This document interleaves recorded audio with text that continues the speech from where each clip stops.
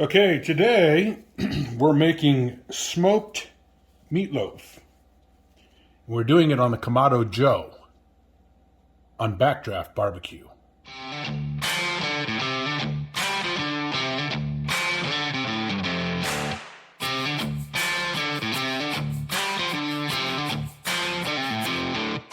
We're going to be smoking some meatloaf, and we're doing it on the Komado Joe. So what I have here is I have a couple of pounds of 80/20 ground beef. You want 80/20. You want some fat content in there, so when that fat gives a little bit of flavor. We've got some cayenne pepper. We've got a couple of eggs. We've got some salt, some pepper, some chili powder. We've got a little bit of, we've got some garlic in there. And what we're going to do is we're going to take some Leon Perrins. Some people have a hard time pronouncing this. I used to say Worcestershire sauce. It's actually pronounced Worcestershire sauce. You got to have a dab of Worcestershire sauce in there. So we're just going to throw a little dab in here just for some flavoring. I don't typically measure things out. I just throw things together. And then what we're going to do is we've got some onions here, and we're just going to dump about a half a cup in there of onions in there. And fear not, because we're going to use those too. I'll cook something else with that. And now what we got to do is we got to get in there and get down and dirty. So all we want to do is get in here and mix all of this up really, really good. But you don't want to overwork it, okay? That's a big mistake that a lot of people do, is they overwork the meat. And what that will do is that will kind of make it a little bit tough in the end. So we just want to work it in there a little bit just to get all the ingredients kind of worked in there good. Like I said, you don't want to overwork any of this, but you do want to get it well incorporated. All right. So I think that's mixed in there pretty good. Now what we're going to do to this is we're going to take this and we're going to add some panko breadcrumbs. Yeah, about a half a cup of panko breadcrumbs, and we just want to mix that in really good. It's kind of a binding agent a little bit. The eggs will help bind it as well. And all you want to do is just get this mixed in there real good, get all that stuff down off at the bottom of the bowl, and just get it all well incorporated. All right? Nice and sticky, just like that. Okay, so now what we're going to do is we've got a couple of pans, bread pans, that we're going to line with saran wrap. And we're going to put them in those pans, and then we're going to stick them in the refrigerator for about an hour or so, just to kind of get it chilled down a little bit so that it helps hold its shape. We're not going to cook them in the bread pans. All we're going to do is just help, that's going to use it to make the shape. So we're going to do that real quick, and then we'll be right back. Okay, so we have our meatloaf here. We are set in this pan, and we've got it covered in saran wrap. This, just believe me, it's going to make it a lot easier to pull out of here, and it won't get all stuck.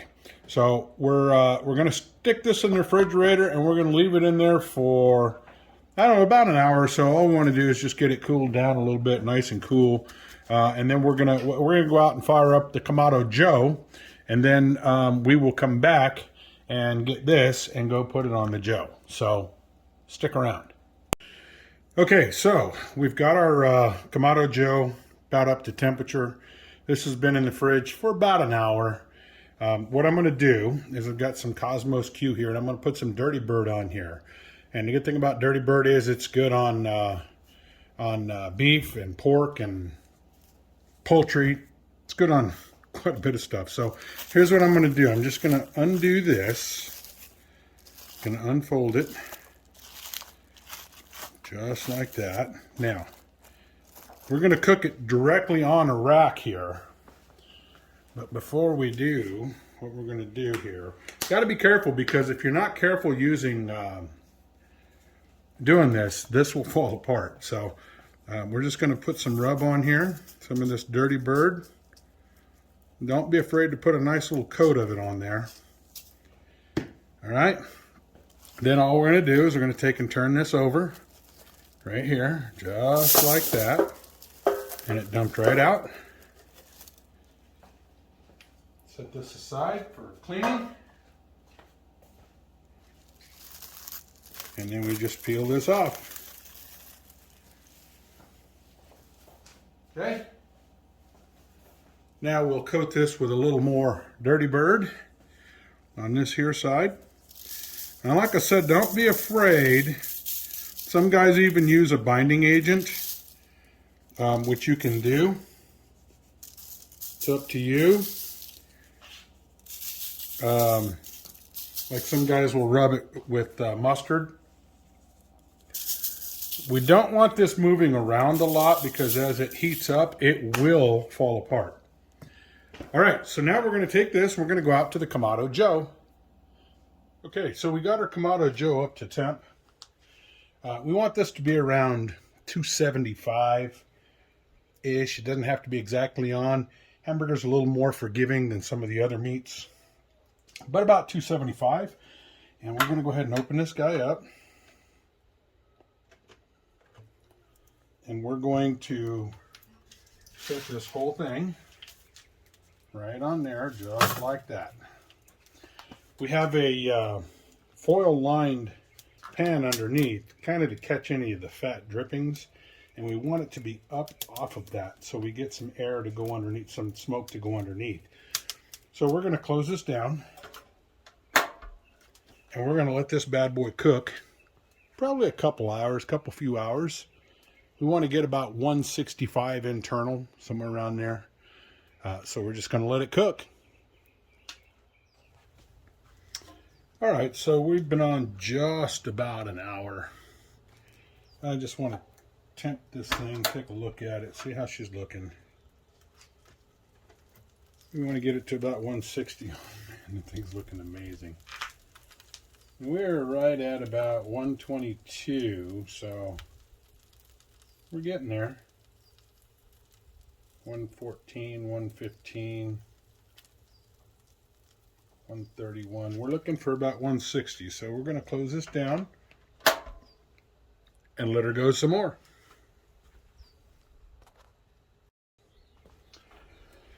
Okay, we're pushing about 2 hours. I want to temp this thing, see what it temps out at.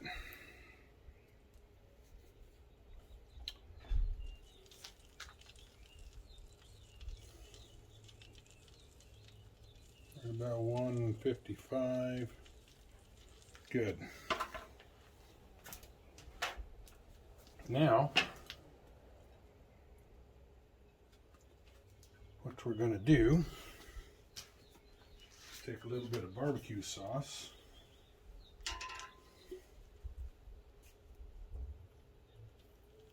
And we're just going to put it on there.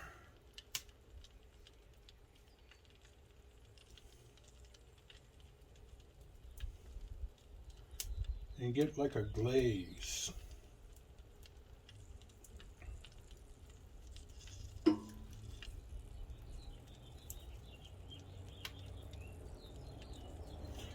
we'll let this set for until it comes up to about 165 inside. So just enough time to get this to glaze.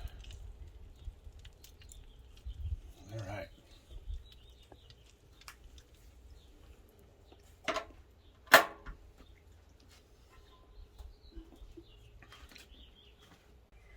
Okay, this guy is done. Stick a fork in it and call it done. I'm going to pull it off of here. We're going to set it over here. And we're going to take it inside and let it rest about 10 minutes. Then we'll cut it open. Okay, here we go. It is time for the moment of truth here. Let's see if we can do this. Just Gonna cut this dude right in half if it doesn't fall apart.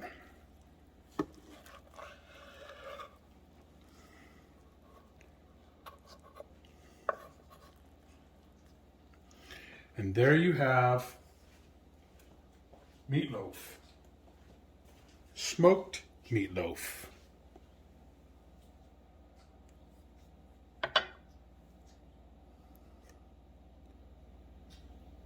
Have a look at that smoke ring right there. Yep, it's going to be good. All right, till next time. Thanks for watching.